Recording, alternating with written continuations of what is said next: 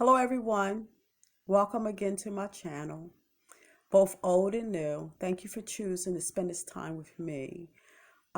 Please remember to share, to subscribe, to comment.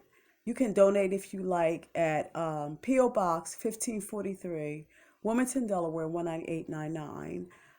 If you'd like to call for prayer, for just a listening ear, for non-biased opinion, for encouragement or possible refer, you can call at 267-437-7790. Okay, thank you. So I thought I would come on and talk about what I would talk about. Basically like how to better deal with temptation.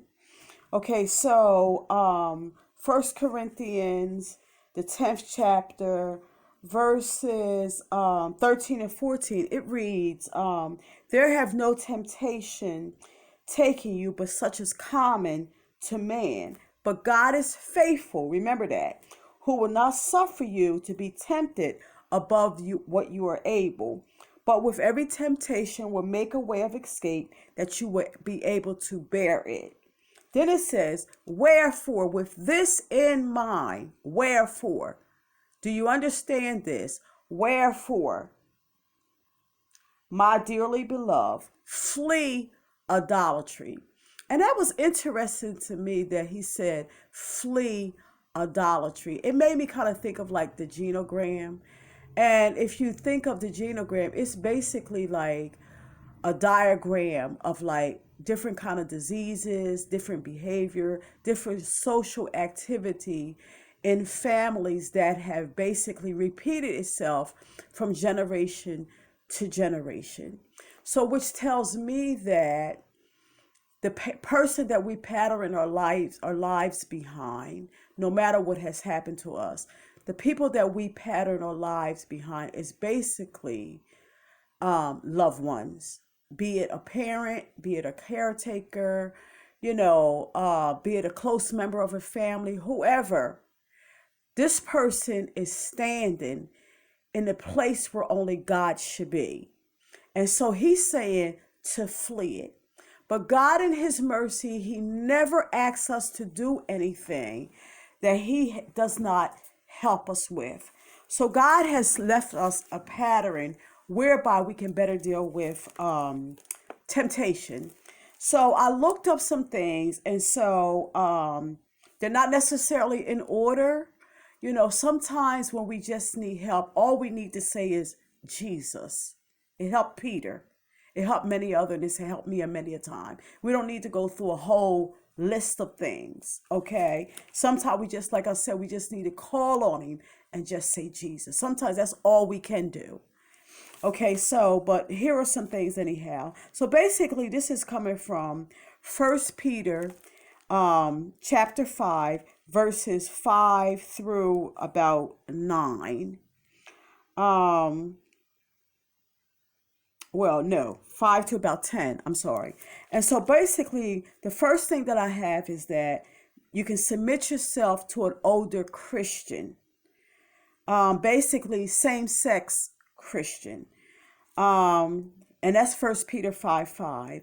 Sometimes the older Christian may not necessarily be one outside our house. Sometimes the older Christian is the older of us. You get me? Because sometimes the person that's leading out and leading us into all this sin is the child within. And so as a result, as we study, as we become more mature, that older Christian can be us. Okay, and then it says that we shall humble ourselves under the mighty hand of God. No, we need to come to God.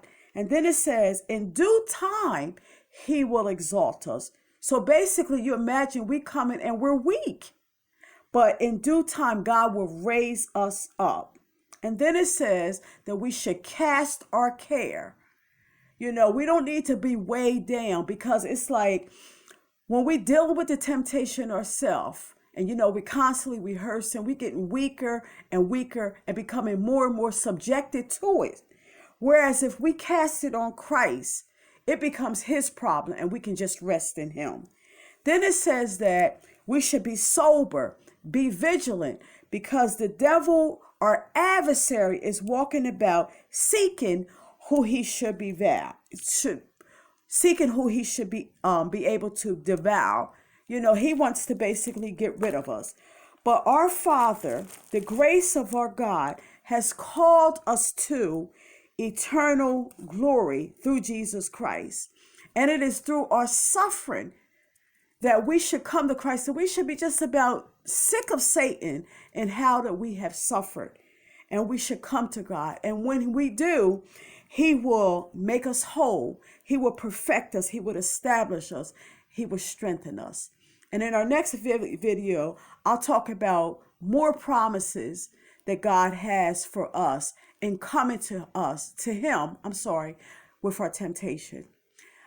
See you in the next video. Unto him that is able to keep you from falling and to present you faultless before his presence with exceeding joy. To the only wise God, our Savior, be glory, majesty, dominion, and power, both now and ever. That's Jude 24 and 25. I'll see you in the next video when we'll talk about more precious promises from God in dealing with temptations. I love you. See you next time.